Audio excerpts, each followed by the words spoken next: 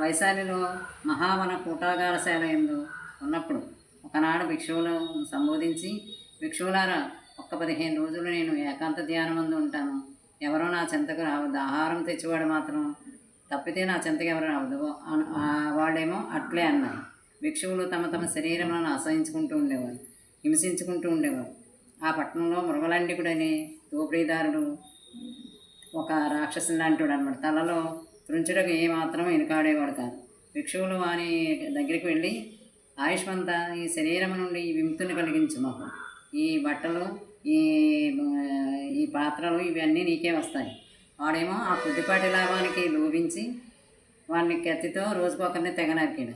60 మంది వరకు తెగ నరకబడ్డారు.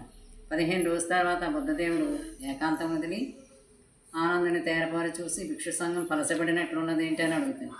ఆనందుడు జరిగినదంతా చెప్తాడు. భిక్షువుల విపరీతమైన బుద్ధుడు ఎంతో బాధపడతాడు.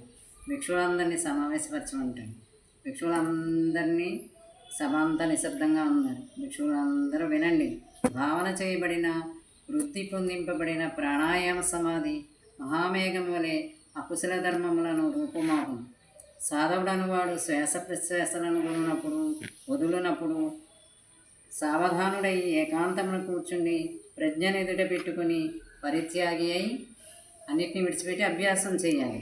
భిక్షువులారా, ఒకరినొకరు చంపుకొని అందరూ నాశనమయ్యారా? చీ చీ, ఎంత పని చేశారు. వినండి.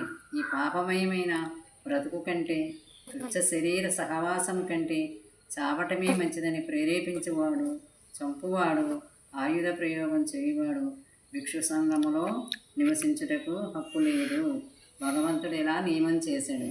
ఇలా చూసారా, భిక్షువులు శరీరాన్ని వాళ్ళే హింసించుకుంటూ వాళ్ళే ఆ శరీరాన్ని తెగ నరికించుకుంటే అక్కడికి విముక్తి అవుతుంది అనుకుని వాళ్ళు అలా చేశారు. అలా చేయకూడదు, అలా ప్రేరేపించకూడదు, హింసలు పెట్టుకోకూడదు. శరీరం ఎందుకు వచ్చింది? చక్కగా అన్ని జ్ఞానాన్ని తెలుసుకుని దేన్ని వదలాలో దాన్ని, దేన్ని పట్టుకోవాలో దాన్ని పట్టుకుని జీవితం ఉండగానే, జీవుడు ఉండగానే, శరీరం బాగుండగానే విముక్తి పొందడానికి వచ్చింది. కానీ దీన్ని బలవంతంగా వదిలించుకోవడానికి రాలేదు.